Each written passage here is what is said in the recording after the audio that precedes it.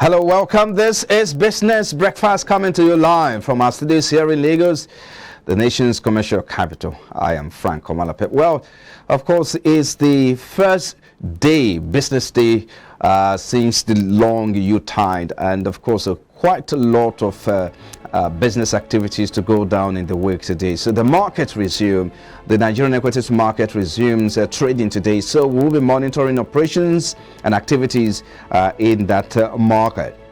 But of course, let's quickly take a look at some things to expect, or some of the activities to expect in the coming days, in the coming weeks, and of course in the coming months as regards the activities of the government and its policy implementation.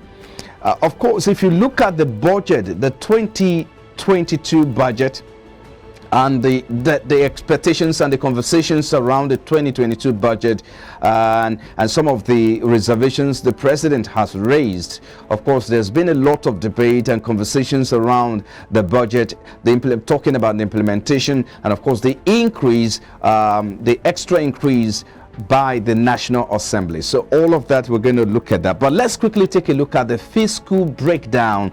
If you look at the 2022 budget and its breakdown, there's an approve of oil price benchmark of $62. Initially it was around 57 US dollar there, but by the time it was signed into law, we're having 62 US dollars. So that's the new oil price benchmark of crude oil that Nigeria has set in the 2022 budget. And that's because there's a target to meet a revenue of about 3.6 trillion naira in the 2022 budget. So daily production is estimated at 1.8 million barrels per day. That's 1.88 million barrels per day.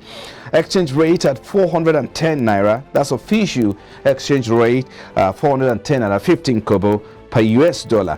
And the projected revenue, or projected GDP rather, is at 4%. At 4% in 2022. Of course, that's against the World Bank's projection of about 2.9% in 2022. Perhaps this is a bit of ambitious from the federal government. But let's see how the government intends to implement its fiscal policies in 2022 vis-a-vis the projections of World Bank and IMF in 2022. So that's one thing to keep our eyes on in 2022.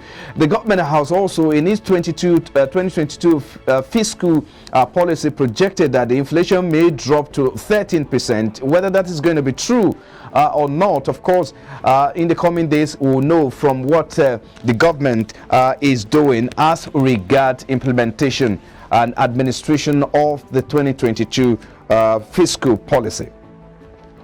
But again, let's quickly flip over now and take a look at the revenue estimate. Well, we've seen the breakdown of the fiscal breakdown of the 2022 budget, but let's quickly take a look at the revenue estimate now, how the government intends to run the budget in 2022. With its estimate, oil revenue is projected at 3.16 trillion naira in the 2022 budget. Non-oil tax is estimated at 2.13 trillion naira. If you put that together, that's about 5.2 trillion naira in terms of revenue from tax and from revenue oil. Then the projected federal government independent revenue is at 1.82 trillion. So if you put all of that together, it's not even up to half, or it's not even up to what they are going to spend yet, because the government recurrent expenditure is around 6.1 trillion naira there. I beg your pardon, that's around the current expenditure around 6.9 trillion naira.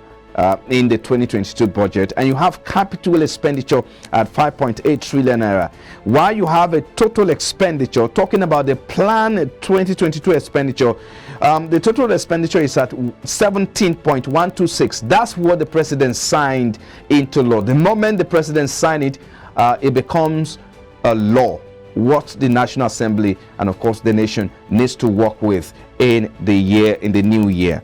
But of course the question is, how is the government planning to fund the deficit? given the fact that if you put the revenue projection from the oil and non-oil taxes, is around 5.1 trillion naira, 5.2 trillion naira. So there's a bit of a concern here how the government intends to fund the budget, because if the budget, the revenue projection from the non-oil taxes and from revenue and from independent revenue, it's not up to the expectation. I mean, I don't know what the government is planning to do in the coming days, the coming quarters. But of course, we'll leave that to the door to get an answer to that. But later in the show, we'll be taking a look at that and how the government intends to fund this budget, especially looking at the capital projection in that order. Okay, so let's quickly get away from that. I think that's a bit of the breakdown of the 2022 budget. But here's what's coming up on the show now. Nigeria's crude oil revenue may crash further as OPEC forecasts supply glut in the first and second quarters of 2022. Going by these latest projections, the oil supply surplus, will take a closer look at the Nigeria's oil revenue target in the 2022 budget and how feasible it is. And also coming up, expectations are high on President Buhari's budget of economic growth and sustainability as Nigerians brace up for key economic policies that may likely shape the year. All right. And so we'll be taking a quick look at that when we come back from this break.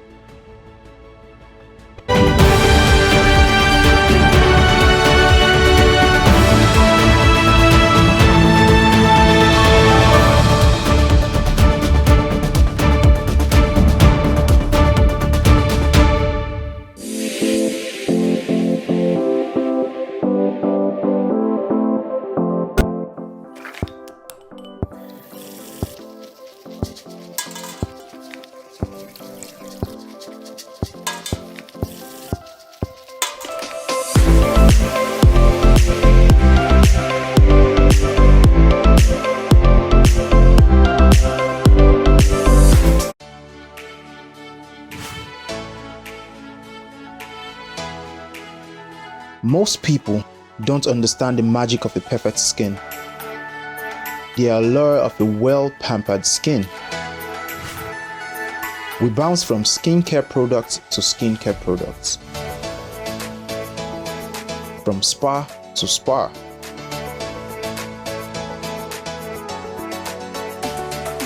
Looking for that ideal solution.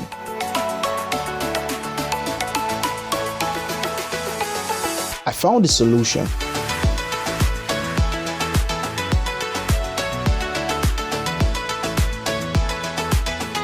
And it's Blemiville Skincare and Spa. My name is Neil, and I'm proud to be a part of the Blemiville family.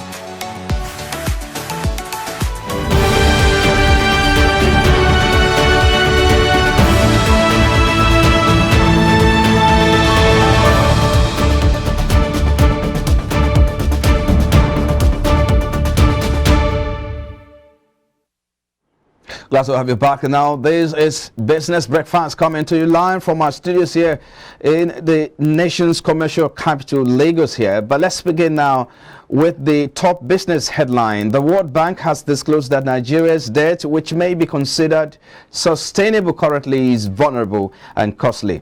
The bank made this known in the November edition of its Nigeria Development Update. According to the Washington-based global financial institution, the country's debt is also at risk of becoming unsustainable in the event of macro-fiscal shocks. It further stated that the debt to the GDP in Nigeria is rising quickly, and the total stock of debt in absolute value has almost doubled between 2016 and 2020, and without a policy change, is expected to reach 40% of the GDP by 2025. The bank further expressed worry over the nation's cost of debt servicing, which, according to it, disrupt public investment and critical service delivery spending. And now the federal government will today commence the collection of income tax on bonds, short-term securities. This is sequel to the expiration of a 2012 Gazette, which excluded companies' income tax from bonds and short-term securities in the past 10 years. The federal government had in 2012 granted tax waiver on all bonds and debt instruments issued by all tiers of government and corporate entities. However, the Securities and Exchange Commission had last month introduced a 0.025% charge on fixed income secondary market transactions, which is expected to take effect today, being the 4th of January. And finally, federal government ministries, departments and agencies, especially financial services regulators, are to invest 1.54 trillion in 5 years to improve liquidity in the financial services sector. According to the federal government National Development Plan 2021 to 2025, the government is planning to raise the liquidity thresholds in each segment of the financial system to the levels that will enhance growth and development of the country. The federal government further stated that it wants the total value of the payment system to be worth 500% of the GDP by 2025, while the total private sector credit as a percentage of the GDP is expected to increase from 13.21% to 25%. According to the document, the investment of these government institutions will be leveraged to organize and support the private sector to realize the goals of the NDP. You're still watching Business Breakfast, coming to you live from us this year in Lagos.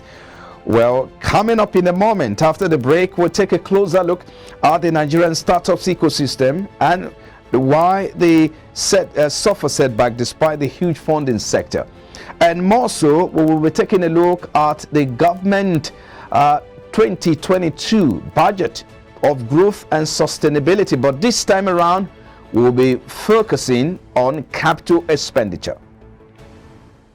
We'll take a break now. I'll be back in a moment. Please stay with us.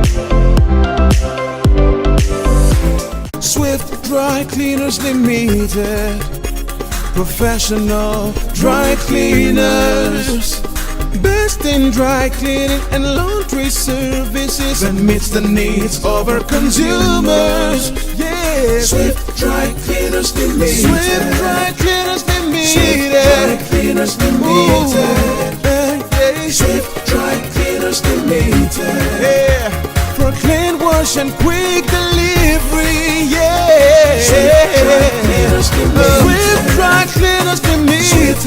Cleaners Limited. Swift Dry Cleaners Limited. For clean wash and quick delivery. Ooh. Swift Dry Cleaners. Clean wash, quick delivery. Mama, you're coming to Lagos. Banga. Baby, Mama just called me now. She's coming to see you. She asked me to tell you to make banga soup for her.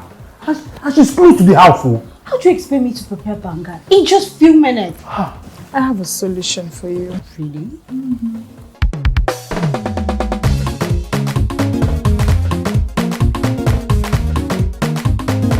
If you no sabi cook the banga, you no go enter my family.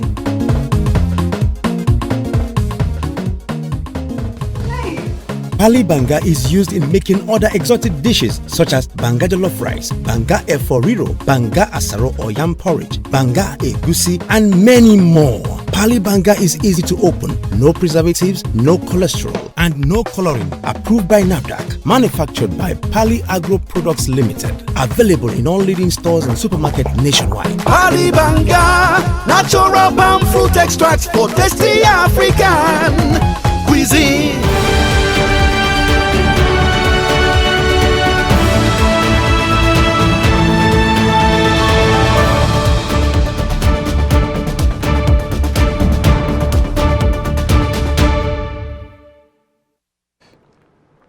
Glad to have you back now. This is Business Breakfast broadcasting live from our studios here in Lagos, the Nigeria commercial capital. Right, let's get into the conversation now and taking a look at the 2022 budget, but this time we'll be focusing on capital expenditure. Well, the 2022 budget of economic growth and sustainability has a deficit of about 6.25 trillion naira, approximately 3.39% of the GDP. This is slightly above the 3% ceiling set by the Fiscal Responsibility Act 2007. Meanwhile, the president suggested that the expenditure level was necessary to assist with overcoming current security challenges and accelerate post-recession growth. Well, but let's get into this conversation and make sense of these. Our focus really is on capital expenditure, but then how is the president ready to fund the deficit in the 2022 budget? That's a conversation of focal point in the conversation today. Mr. Mukhtar Mohammed joins us now. He's the CEO Finance with Mukhtar. Well, thank you for joining us. We appreciate your time. Happy New Year to you, sir. Thank you so much. Happy New Year, and it's going to be a good year for all of us. Exactly. So let's get straight to the conversation. If you look at the budget, the capital expenditure is around 5.6 or 8 trillion naira. In the total expenditure is around 17.126. That's what the figure that was signed into law by the president at the close of last year. But if you look at the total figure and what was budgeted for the capital expenditure, how significant do you think this is? Well, when you come to capital expenditure, you can overemphasize the importance of capital expenditure, especially the snowball effect that it always have into other sector of Nigerian economy, especially in the area of employment, especially for the Nigerian youth. So you can never say capital expenditure is too much, and that is why we are more excited when we see capital expenditure, knowing that we have a lot of deficits when it comes to infrastructure. So it's a good thing we are seeing that even if we thought this administration would have done better in terms of capital expenditure because of the type of program they said they wanted to implement, especially in the area of reduction of cost of governance. And we've not seen that, rather we've seen the increase in the current expenditure comparable to capital expenditure. But what they have not been able to do in the area of using the budget as a means of building infrastructure using for capital expenditure, they use another tool of borrowing, trying to make sure that they meet some of these critical capital infrastructure that Nigeria needs.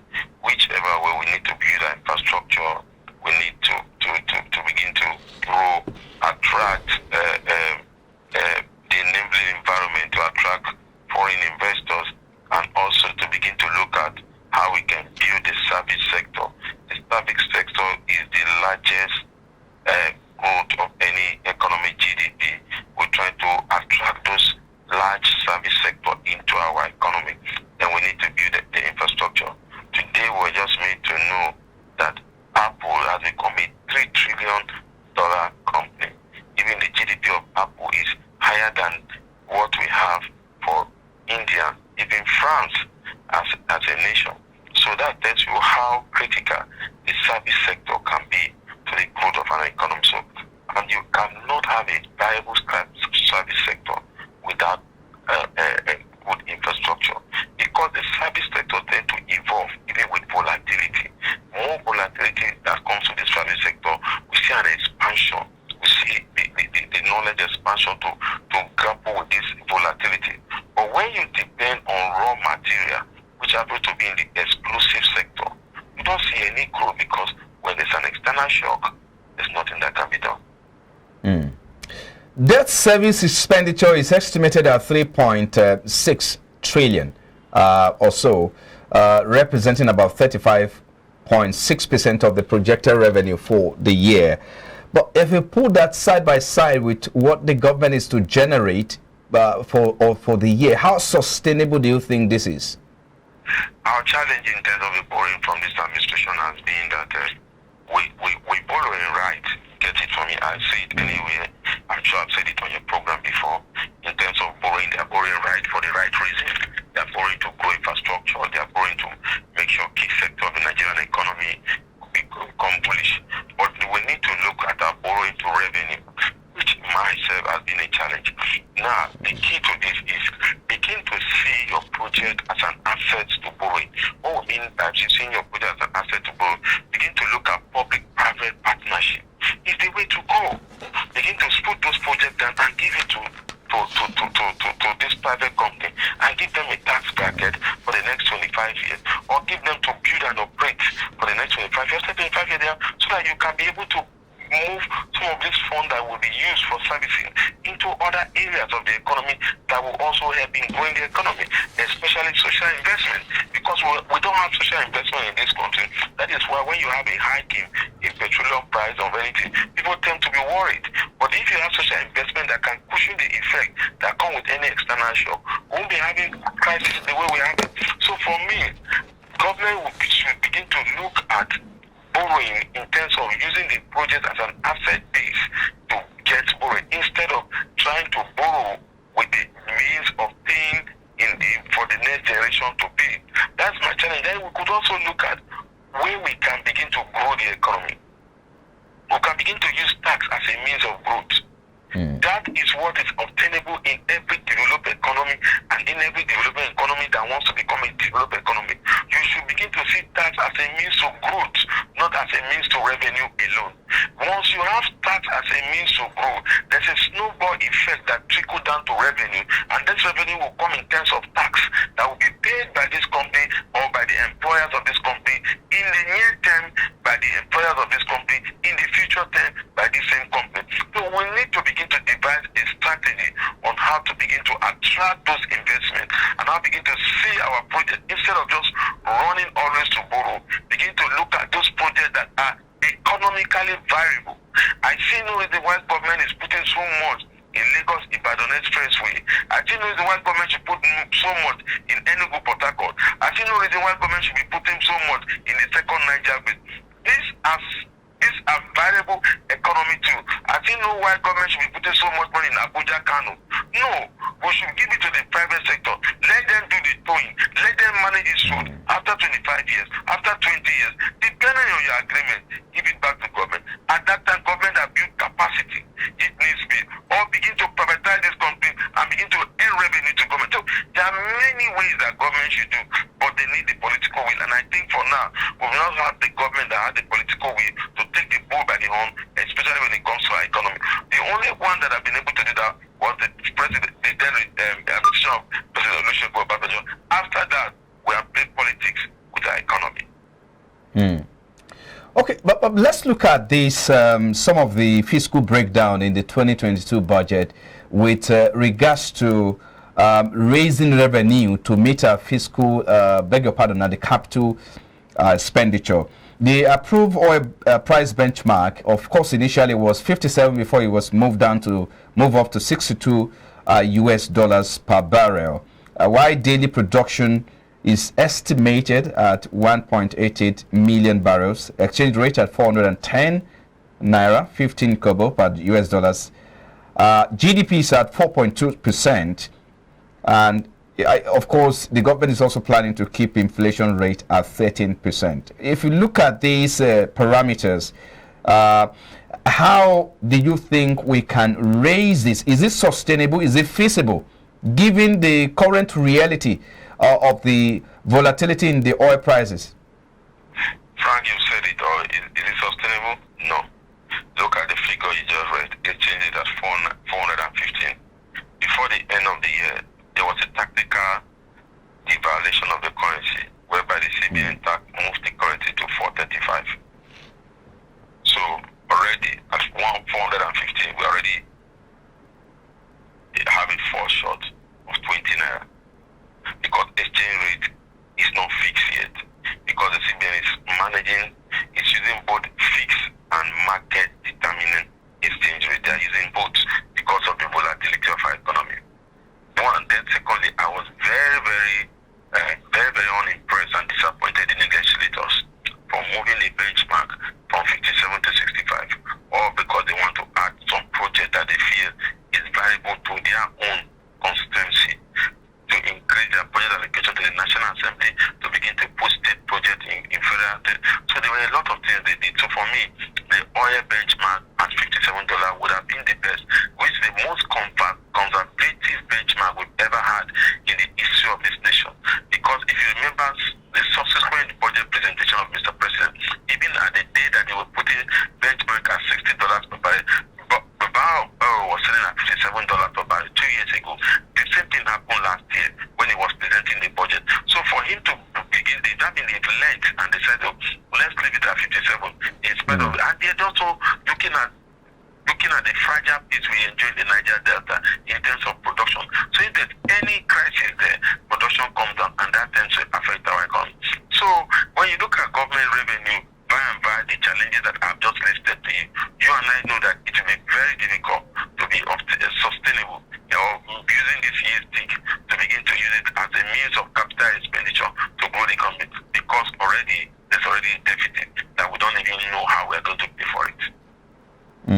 We don't even know how we're going to pay for it. That's one of the most worrisome questions that a lot of people have asked in the last day. Now, but let's talk about the fact you said we should focus more on service sector. You said something about service sector earlier while you were opening up on the conversation.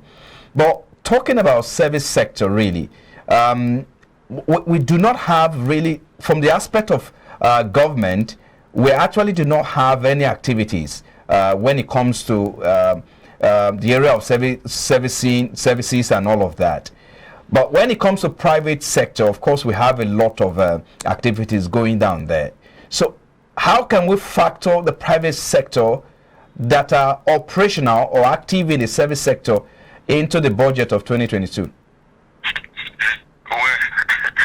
it's very difficult to do that, because when you do that, the thing goes... I'm talking from the point of the capital expenditure now, the money that will go into circulation. Well, it's difficult, because that's why you have the monetary policy.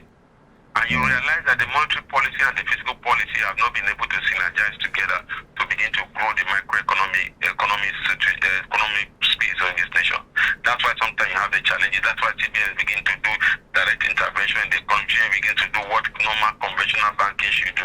They are now beginning to do it, and then they are falling into a lot of mistakes, like the anchor borrowing scheme, that they are now acting, some of the debtors that collect are not ready to pay because they don't have a framework for such things.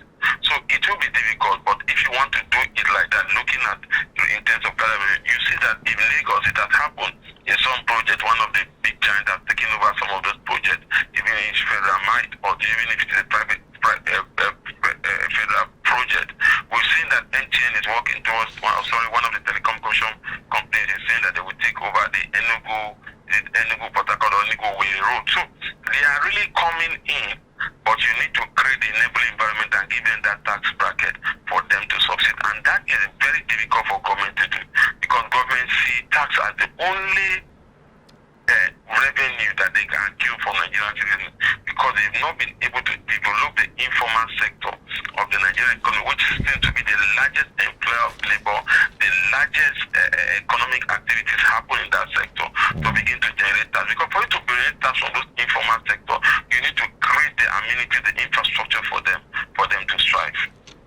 Okay. Let's wrap it up now. Of course, it's pre-election year and the year is just starting.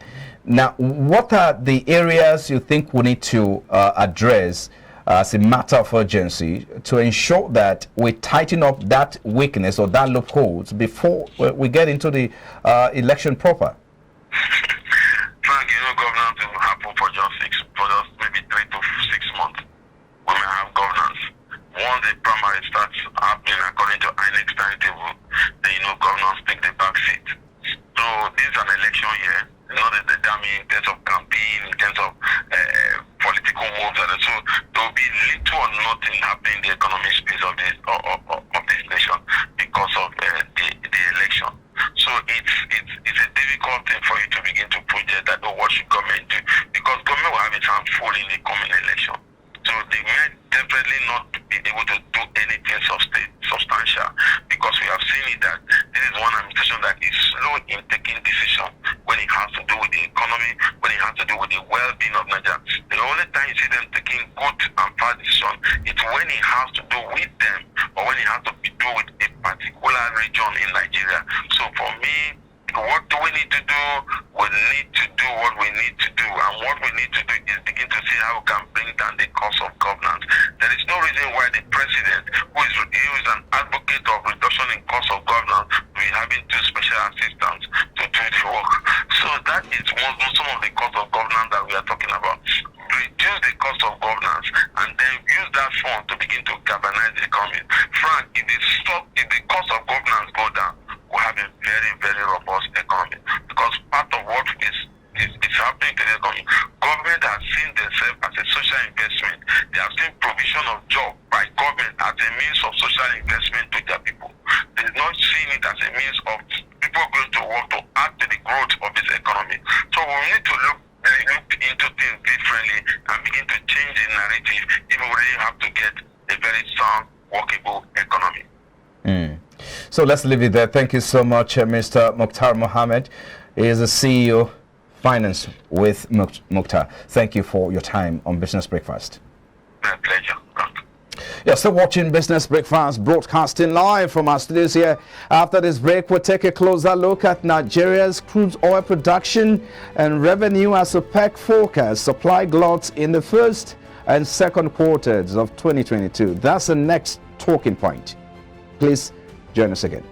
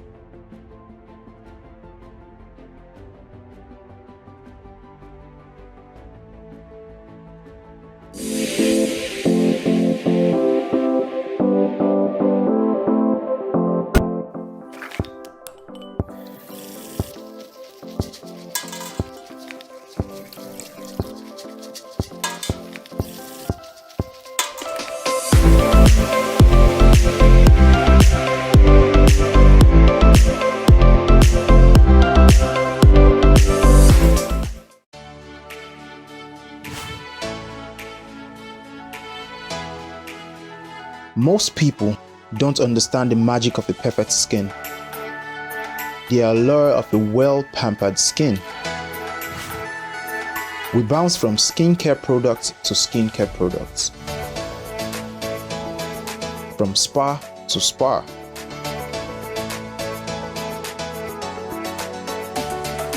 Looking for that ideal solution.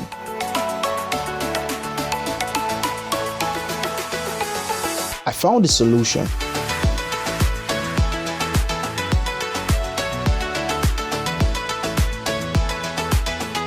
And it's Blemiville Skincare and Spa. My name is Neil, and I'm proud to be a part of the Blemiville family.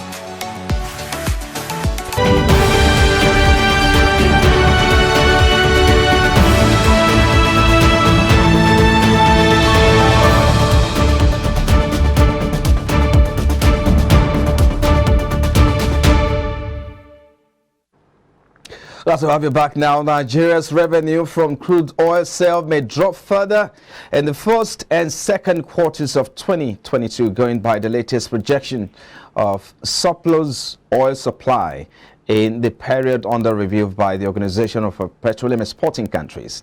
Industry analysts as well as international organizations have explained that the surplus supply of crude oil globally had often led to a drop in the commodities price.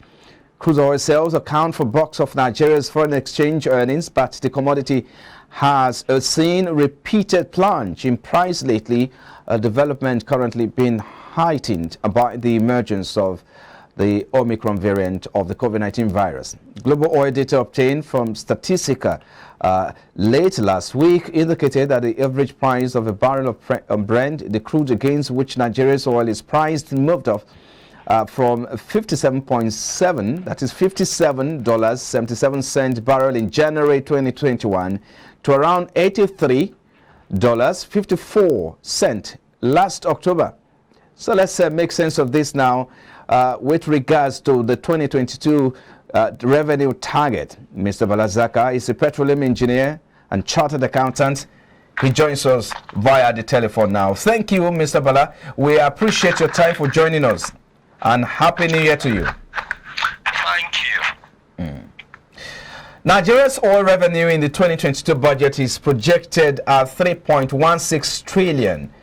Now, with Opec'S forecast in the prices of oil next quarter, that is this quarter, and next one, that it will drop, what do you suppose is the implication of these on government revenue target in the 2022 budget?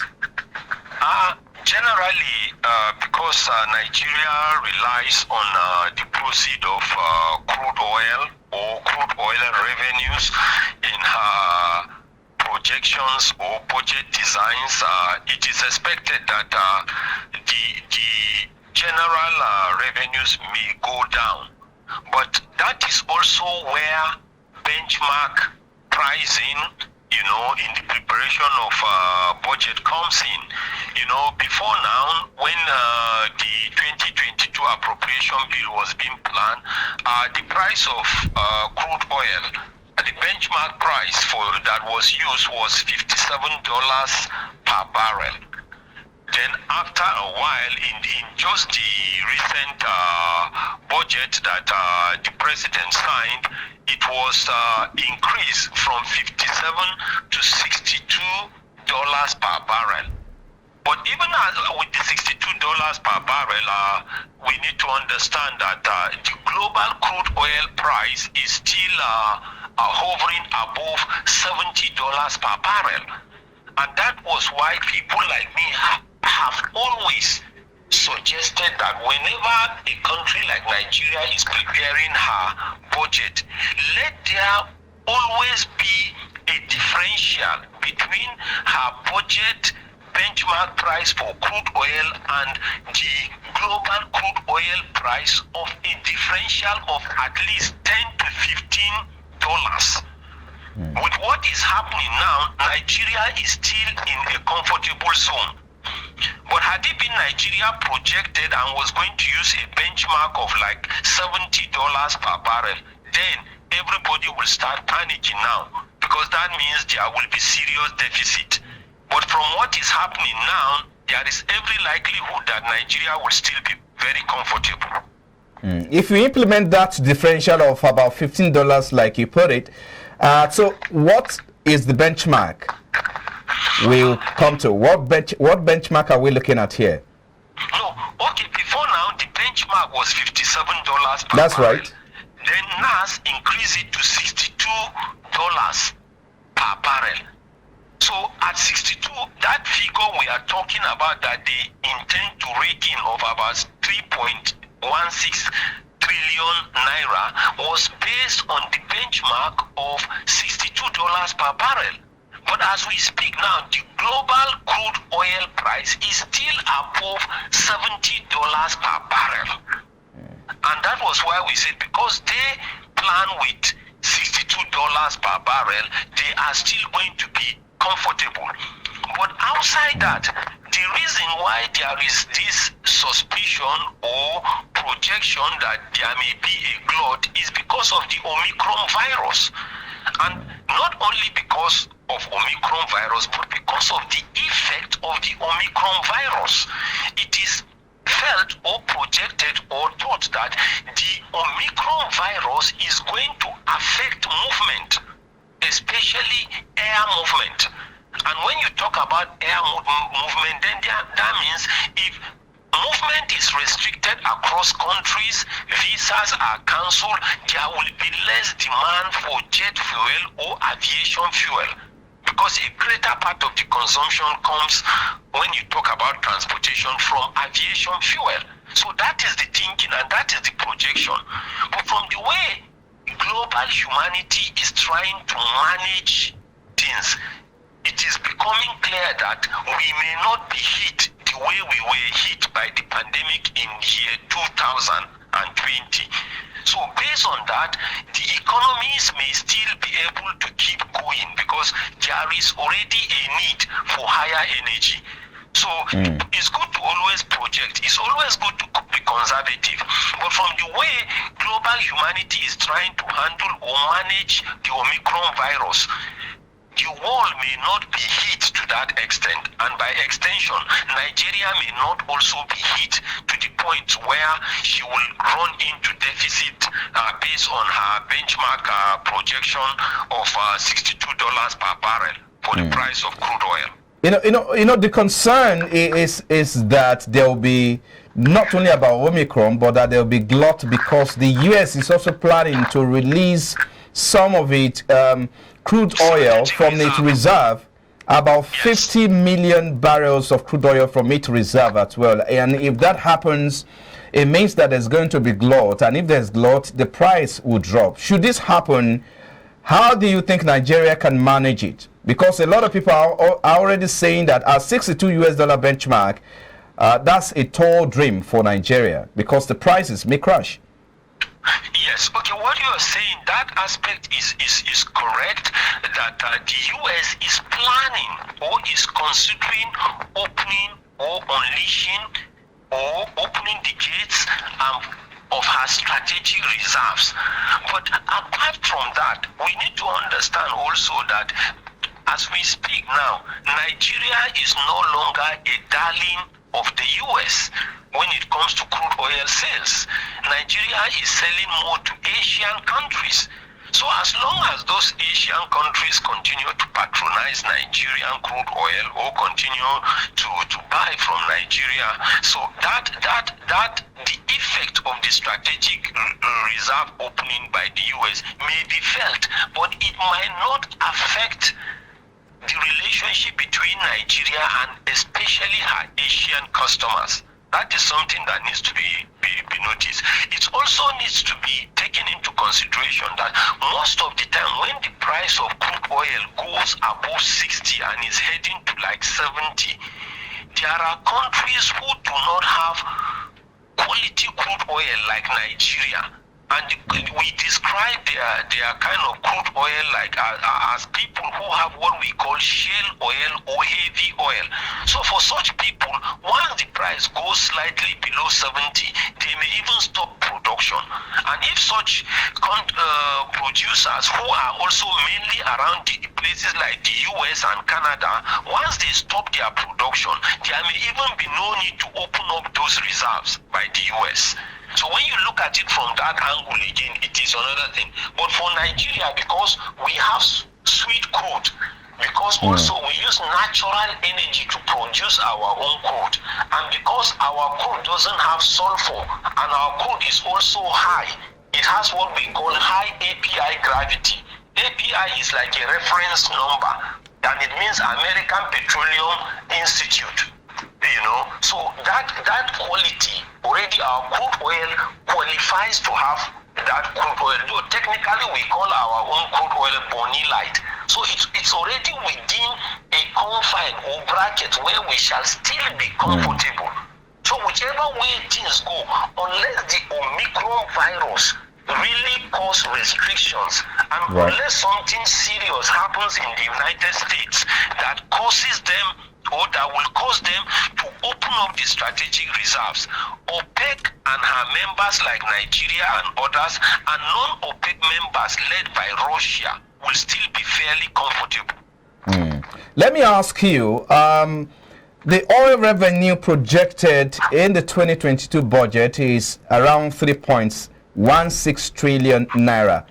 That's the projection from crude oil revenue, apart from the non-oil taxes and all of that. The government is planning to implement subsidy removal this year. Should that happen, of course, the government will be paying like 2 trillion naira in that respect. Beg your pardon. If that doesn't happen, really, the government will be paying around that. But let me ask you, how do you think the government can manage this situation? Because if the oil revenue projection is at the 3.16 trillion naira, and of course the palliative for subsidy is going to go up about 2 trillion naira annually. So how do we manage this deficit? Well, first of all, when you look at it, we are seriously advising the government, if our government will listen. Even though we are loyal citizens, we are children of the leaders, but we are seriously advising the government to consider the cost of the social and political anarchy that will be caused when they try to remove that subsidy. Because we wouldn't want Nigeria, a sovereign country, to find herself in the swimming under the concept of penny wise, pound foolish. That's what we are advising, because even the amount they said they were going to give to about 40 million Nigerians, by the time you calculate that amount, the 5,000 naira also for a particular month, by the time you do the calculation and you look at it, it's even going to be more than the subsidy already. So Nigerian government needs to be very careful. One thing the government needs to do is this: there is nothing wrong in having a budget deficit. There's nothing wrong. It's the way you manage it. And even if you have budget surplus, if you don't manage the surplus, you will still run into all kinds of problems.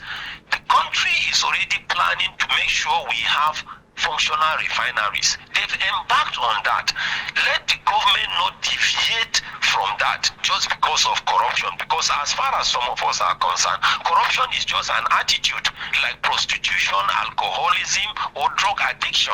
If you want to live a bad attitude, you can live a bad attitude. So let them stick to making sure the refineries work, because what some of us are saying is this: even if they will be gaining 1 naira per liter compared to imported refined products, multiply the 1 naira by the 50 million liters or 70 million liters that we consume every day. That will be 70 million naira per day. Then multiply that by 7 days in a week, multiply that by 30 days in a month, and multiply that by 365 or 366 days of the year. So there will be so much savings. That's right. This country will do is to move away and jettison the idea of fixing her refineries. So that even if it is 1 naira she will be gaining per liter, it is still worth it. After all, she may be gaining more than 50 naira per liter. Point taken. Now, let me ask you this. Do you think it's pre-election year, of course, but do you think the government will still go ahead with the implementation of subsidy removal? Well, if the government makes subsidy removal or no removal a political issue, then it's unfortunate. Subsidy is an economic index. People like me expect a government to be objective. A government is not supposed to be political, because after elections, leaders are supposed to work in the national interest of their citizens. Because on the international pedestal, for instance, now if President Muhammadu Buhari goes out, people don't look at him internationally as an APC leader. Nobody even knows whether there is something called APC or PDP. People look at him as the President of the Federal Republic of Nigeria. That is something that is lacking in some of our leaders, and that is why you don't have inclusive governance. That's why you don't have an integrated political governance from our leaders. The moment, at the point of election, yes, you can have differences, but once elections are won and lost, and you want to now lead the country, whether in health or in petrol or in agriculture, do it in national interest. And if possible, even in other political parties, if you feel you have credible Nigerians that can contribute to the aggregate growth of the economy positively, bring them on board. It's and that is what we call inclusive political governance. It's all right. I think we should leave it there. Thank you so much, Mr. Balazaka, a petroleum engineer and chartered accountant. We appreciate you on the program. Thank you. Yeah. All right. You have a great day. Thank you, sir. You're also watching Business Breakfast, coming to you live from our studios here in Lagos, Nigeria's commercial capital. We'll take a break now. When we come back, of course, we'll give you a stock market review. Stay with us.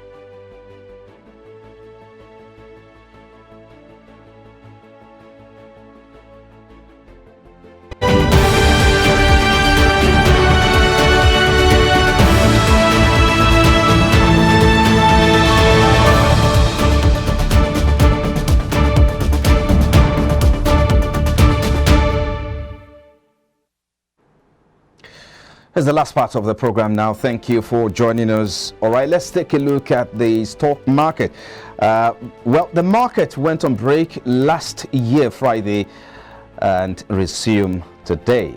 So we expect all the activities to come into place today, and we'll keep our eyes on the market. We'll give you the report, details report of the market activities in the days ahead. But let's get away from that to take a look at some other trending stories in the capital market. The federal government has said it will continue to collaborate with Nigerian Exchange Limited to build a framework that will help issuers navigate climate disclosure and ultimately improve the climate data available to the investment and finance community.